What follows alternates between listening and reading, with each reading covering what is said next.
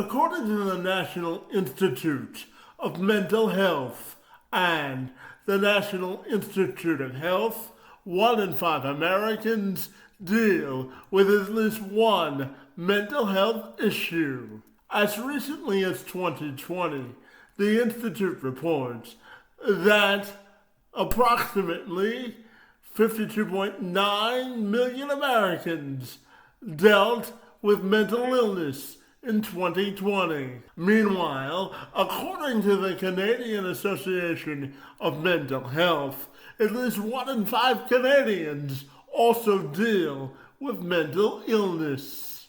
Dylan Sessler is a mental health coach, author, and speaker who helps people lead with empathy. He's also the host of the podcast, The Dylan Experience. Dylan is an outspoken advocate for mental health issues on TikTok, opening a conversation about suicide and the causes and effects of trauma. He knows a thing or two about overcoming tragedy in order to persevere. He lost his father at the age of 6 to suicide, and he even contemplated it himself at the age of 25. As a mental health coach, Dylan has developed his work to better the safety net for the overburdened. He wants to build bridges for those people who are misunderstood and provide them an olive branch of support, which is led by empathy.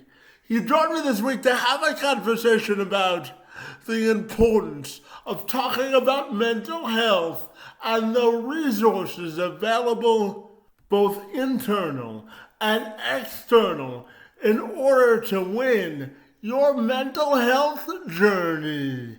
I'm Kevin McShann. Let's have this conversation.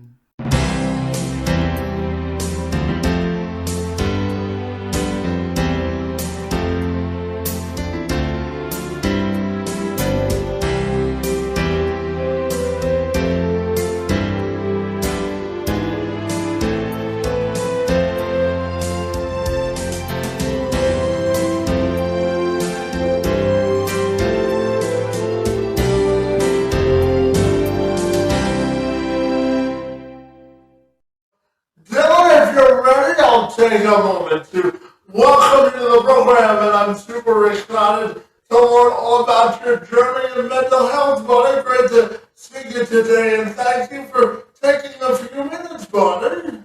Absolutely. Glad to be here. Absolutely. Now, I know that you're all about helping people from a mental health perspective find joy in their lives, and you always tell me that it starts with a little bit of empathy, so I'm wondering if you can tell me about that philosophy and how you sort of arrived at it, buddy. Well, I find empathy to be probably the most important, I think, human characteristic if you're trying to build relationships. And where that kind of came from basically started with the loss of, I think, one of my most important relationships. I lost my dad to suicide at 6 years old. And from that point for me, it was very much a moment in my life where, I didn't have the physical or mental capacity to understand what was happening. And throughout my life, I had been given, I think, a wonderful opportunity to see empathy in action. I think my mom was an incredible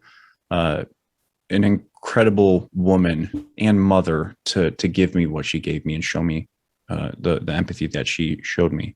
But I never really understood the word empathy until I got to college. I never actually looked it up and actually, understood the definition. And so when I actually did, what ended up happening was I really took it to heart of what it meant to actually understand how people felt, how people lived, how people understood things. I dug into culture, I dug into relationships, I dug into everything that I could to learn about it. And since that moment. I think since I started understanding what empathy was, I've started to see a profound response when it comes to approaching people where they are and listening to understand them. That's how I kind of define my own version of empathy, where I sit with anybody. I don't care who. I don't care what color you are. I don't care what race you are. I don't care what ethnicity. I don't care what age you are. I sit with people for where they are, for who they are, and I appreciate that person. I show that person the respect that they deserve as a human being. And it's given me such profound relationships, such beautiful relationships that I can just learn from people, and take from them an understanding of life that I could never have developed myself, because I have my own version of life. And so I very much find it to be, if you want to create good relationships, you have to listen to understand people, and want to understand people. And that requires you to not judge people, and to allow them to be who they are without trying to force them to be something different, if that makes sense. Absolutely. And you know, Dylan, one of the reasons I was excited to talk to you today is, as I'm sure you saw yesterday in the news, the awful news about what happened in Texas yesterday morning. And, you know, we talk about empathy, and you know, I always say empathy and action do have a correlation together. So I'm curious to ask you about how you process what happened yesterday, and how you think we can begin the healing process from yet another tragedy in America. Man, processing is such a big word, right? There's so many directions you can take that. You know, there's people that have no affiliation with what happened yesterday, and they can look at it and they can say, you know, I have an opinion on this. I've done very little research on it. I've seen very little. I understand that's, you know, obviously, I think it was 18 or 19 people have died. Obviously, most of them children.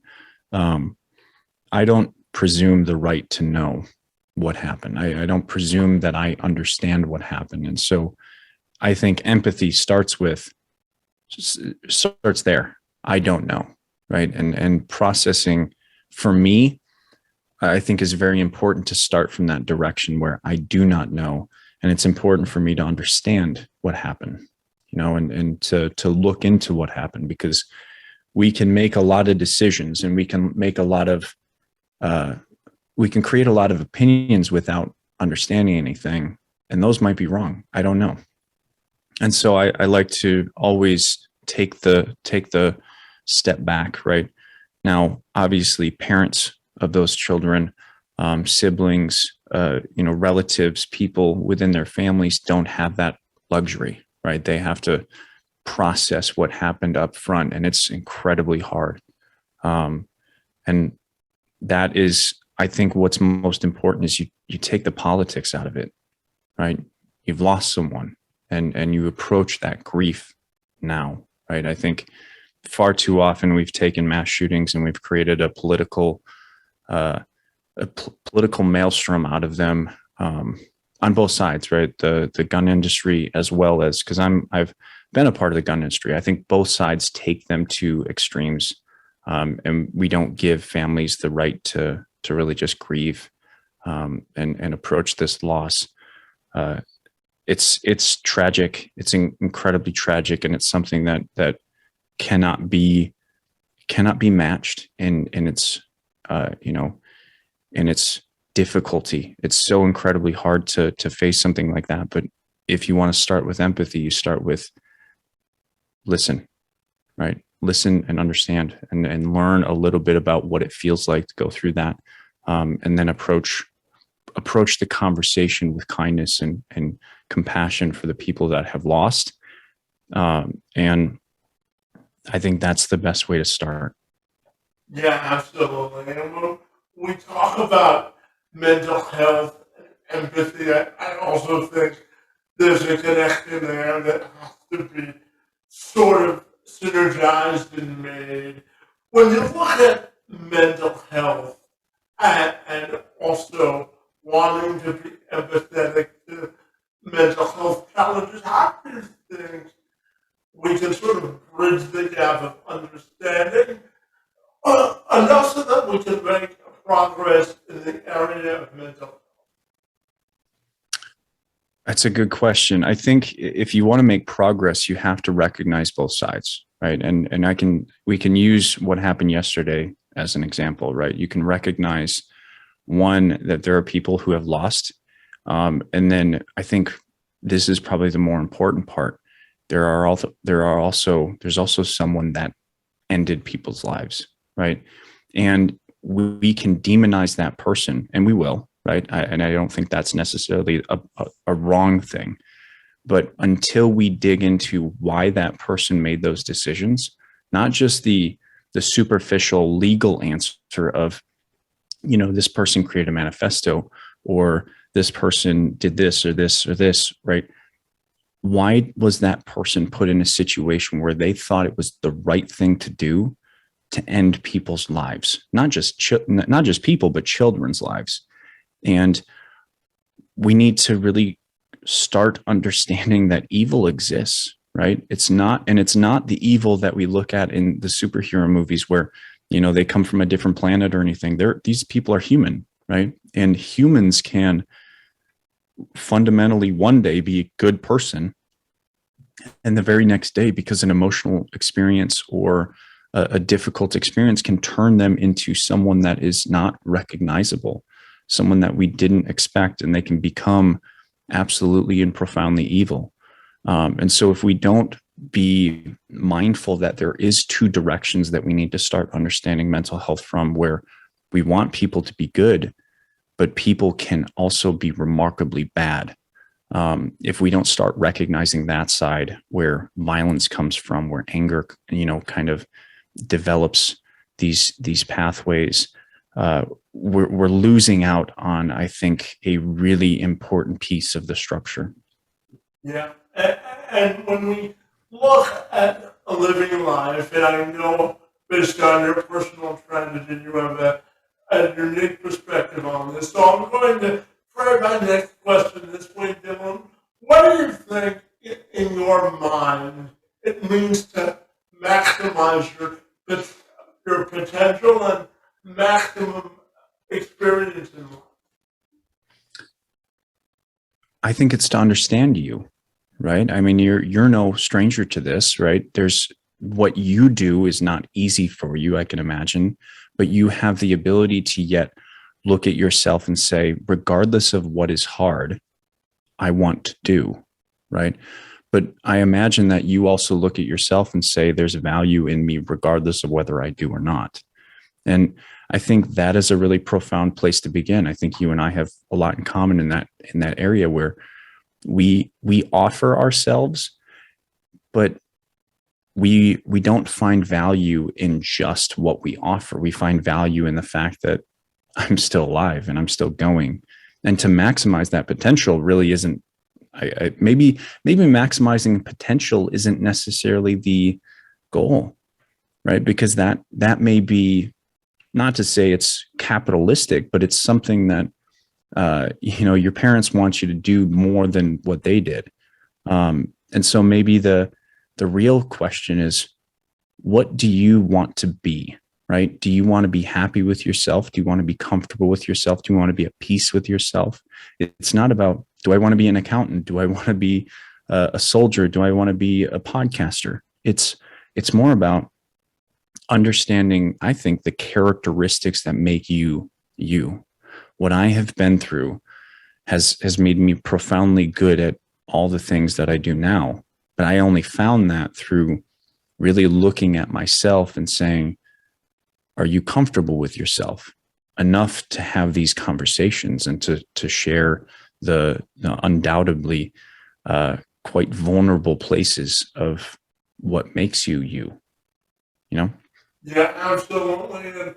And I do think, Dylan, we have a lot in common, as you know, from doing your research on me, buddy. I was born with cerebral palsy, and I've never been able to walk normally in my life because I don't have enough oxygen in my legs, but I always say that I try to make my circumstances work for me instead of working for my circumstances. And one of the biggest uh, things that I try to promote is the need for diversity, equity, and inclusion for folks with disabilities. So I'm wondering your perspective on how we can better infuse individuals with disabilities into societal and your overall view on diversity, equity, and inclusion.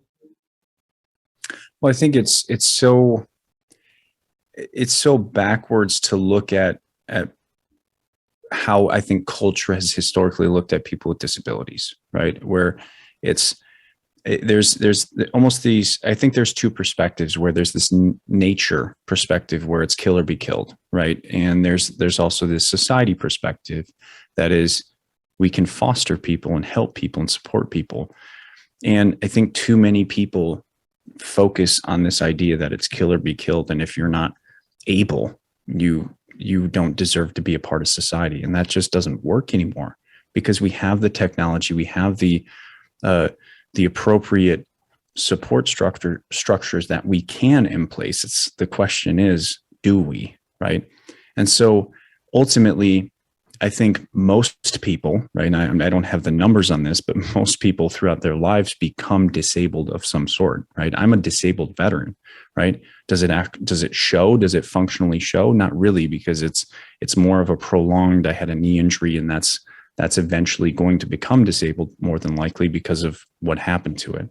But if you get old, you're probably going to be disabled. And so if we're smart as a society, we really pay attention to taking care of those who are disabled and those who are not able, and supporting them and including them. Because, Kevin, what you do right now, having this podcast, you're making yourself incredibly functional within society by gathering knowledge, right? You're collecting knowledge. And even though you are not, per se abled, you are incredibly beneficial to someone, right? I have no doubt that someone is going to listen to this podcast, hear something that you say, and they're, hear a question that you provide, and it's going to have a profound impact on them.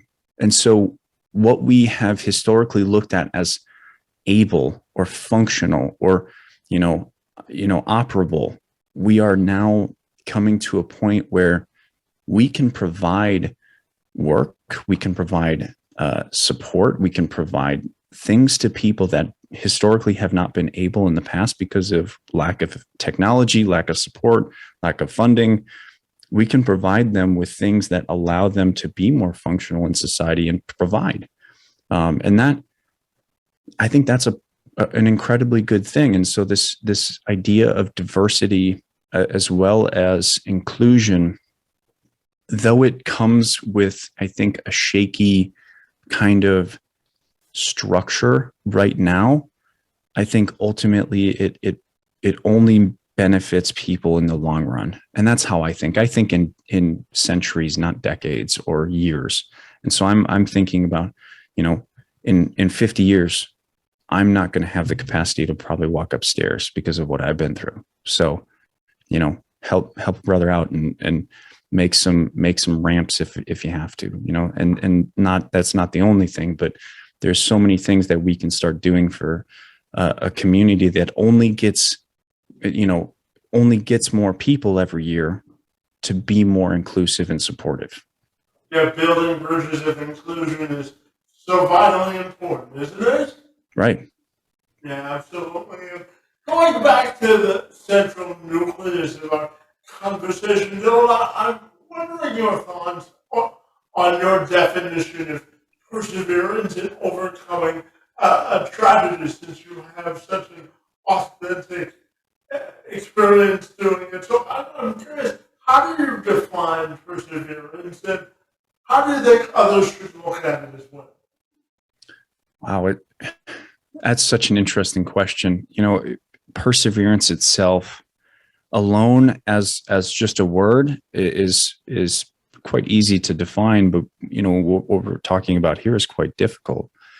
to define your own version of perseverance, I think comes with two directions. One, it's the in the moment decisions, right? It's the superficial decisions that, you know what, do I want to get up today? Yes, right? Well, have some perseverance and step out of bed, right? And that comes with a physical capacity to say, you know, I hope I'm okay with swearing here, but get the fuck up, right? And push yourself to do something that you don't want to do, even though you know it's good for you, right? And then I think there's a secondary part of this where perseverance requires a long-term self-awareness, where you have the capacity to look at yourself and say, maybe I don't know what I don't know, and I have to go look for the solution. I have to go look for the thing that I have to process within myself that's holding me back. And there is a dramatic mental, obstacle or structure within that forces you to kind of go within that labyrinth of your mind and say, how do I approach this from a different direction and a different perspective? And I think perseverance comes with this physical tenacity to say, I've got to do what I've got to do, right? You don't have the, full use of your legs. And so you have had to undoubtedly use this physical capacity to say, you know what, I've got to get from here to there and nobody's going to help me. So I'm going to do that. Right. And then also to get to where you are. And for me to get to where I am, I've had to use my mental capacity to say, I've got to get here. Right. I've got to be able to get, from 0 to 32 years old. I have to be able to get there. And I also have to get to 50 and to 70 and to 100 if I want to. And the only way you can do that is to think and to process. Yeah, absolutely. Dylan, I know that a part of your journey was dealing with depression, buddy, and I have to tell you that one of the aspects of my disability that I continue to fight every day, buddy, and one of the reasons I wanted to start this podcast was to limit or close the gap on the social isolation that I feel having a disability, because it's not always that easy for me to get up and go outside and interact with people. And I know that you've dealt with depression at a younger age, so I'm curious to get your thoughts on overcoming tragedy, depression, and social isolation. What do you think is the starting point to do that effectively? Well, I think, I could almost ask you the same question because you're a living example of this, but I think we both are. That's the funny thing, is we both probably do our podcast for the same reason. It forces us to have conversations with people that we normally wouldn't want to. I'm also, I came from a place where I'm quite the introvert. And if it weren't for, the TikTok, the mental health stuff, the book stuff, like the business stuff that I do now, I probably wouldn't have as many conversations as I do now.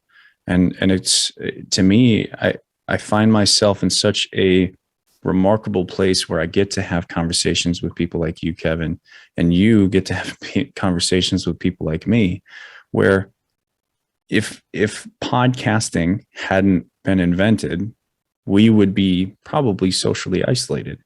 And so I think we've both crafted our own solution to the very problems that have persisted within our lives, where we have conversations now, right? And we almost that's the tenacity I was talking about earlier. We kind of force ourselves to do it because we know it's good for us, and I think I have a lot of respect for you, because it's a very similar and relatable story for me to go through the same thing. And it's something that I think if I were to stop podcasting, I think it would be far easier for me to socially isolate. And that is not always the best thing for me. Yeah, absolutely. And you had mentioned earlier about your military experience. I know you spent some time in the Wisconsin Army, buddy, as a squad leader. So I'm wondering how your experience in the service sort of impacted the person you are today? Oh man, I'm still in. So just a clarification, I'm still serving. I've been in the Wisconsin Army National Guard for 14 years. I'm now a sniper section leader. Um, it's taught me so much, and I don't even think I could put a finger on just one thing. I think it's impacted everything. It's impacted my ability to lead profoundly, the ability to not only take that empathy, but also then take the ability to say, we have to get this done, and combine them. I think I use what I think is just I lead with empathy, right? And so I don't lead with fear. I don't lead with anger. I don't lead with frustration. I lead with empathy. And so what I think is the best way to lead is to look at people and say, how can I help you? And when you start that, when you start from that position, I think people have the ability to look at you and say, I'll do anything for you. And that's not the expectation, but the idea is, if I can help you, will you help me? It's more of a question than a demand. And I think that's a profoundly important place to start with leadership. But there's so many things that in 14 years, I mean, that's more than a decade of time that I've spent doing what I do now. It's just impacted me so profoundly that, I am the man that I am today because of those 14 years of experience. Yeah, absolutely. And when we look, first of all, thank you for your service and all you do for the country. But I wanted to ask you about mental health from the perspective of what frustrates you the most when we talk about mental health resources or the lack of resources. What do you think the most work needs to be done to sort of meet people where they are when addressing their mental health needs? I think the work that needs to be done is there needs to become a deeper connection between the mental health system, the professionals that run it, and the people who can also help, right? I think survivors, right? Lived experience is so profound. I think, even looking at kind of the motivation industry, right? It's not necessarily science, but I think people in the mental health industry focus on the science, but then lose sight that there are people out there that can have conversations better than the science can, right? And I think there's always going to be that gap in any industry, in any capacity, but mental health specifically means it's incredibly important to be able to have the conversation, right? I think people in the motivational industry have the ability to have conversations really well, but not always use the science correctly, right? I very much value people like Bessel van der Kolk, Gabor Mate, Peter Levine, people that have the ability to look at the science and then also say to providers and mental health support systems and say, here's the way that you're missing, right? You're missing out on the real picture. And then here are the sciences that are historically understudied that also need to be studied and implemented and understood to have these conversations, because I think we're leaving people behind that shouldn't be left behind. And it's only creating more stigma and more separation in more, polarization from the mental health system to the people that actually need the support. Yeah, and when we look at your personal story, what do you think? What do you think you'll take most of your experience with losing your dad and sort of propelling yourself to be a better version of yourself? Let me clarify the question. Was the question what part of that experience made me compel myself to become that better man? That's correct. Yeah. What sort of inspired you to be the person you are today and wanting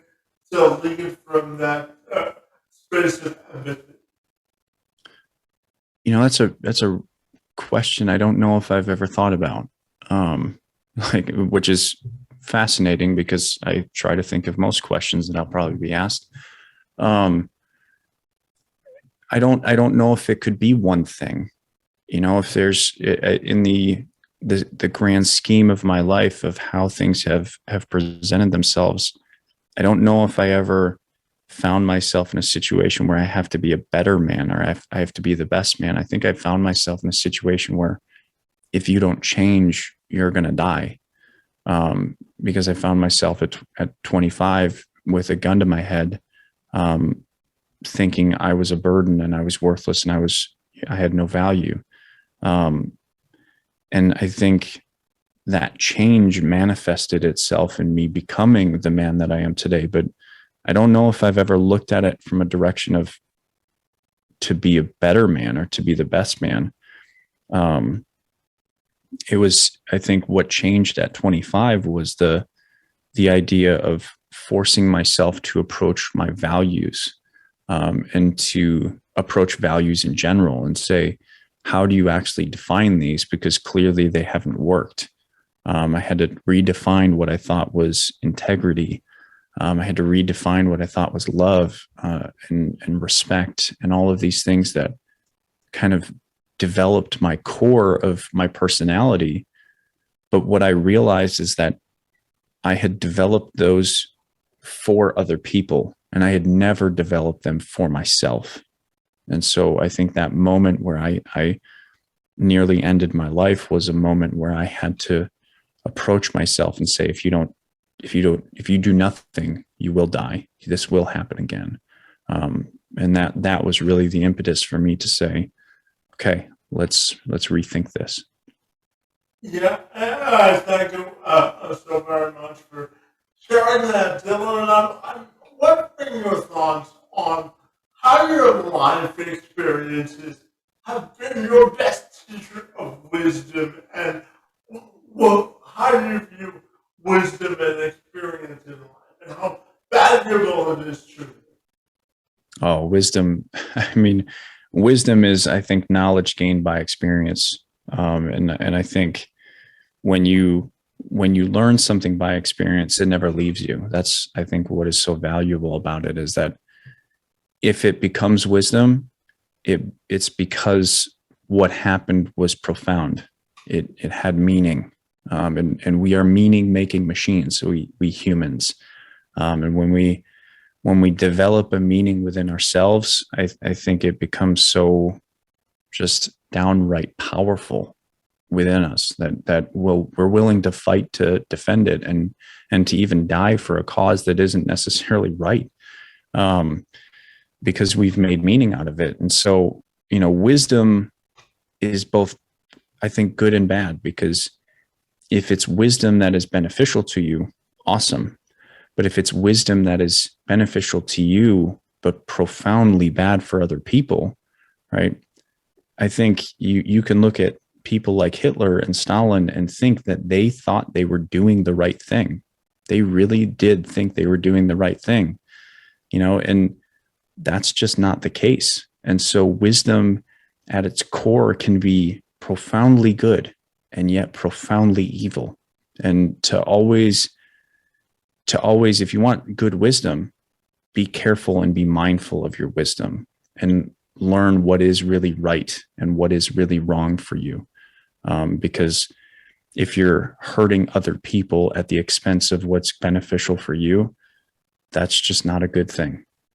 Yeah, absolutely. And Dylan, I'm going to share this with you because I think it brings our conversation full circle. Dylan, I live my life through two sayings. I always tell people that inclusion is the gateway to independence, and everyone's portrait of success is different. And I truly believe, buddy, that there are destinations and occasions for all of us to meet. And the great thing about life is that our life compass takes us in all sorts of directions, and it's incumbent upon all of us to meet them. So I'm curious about your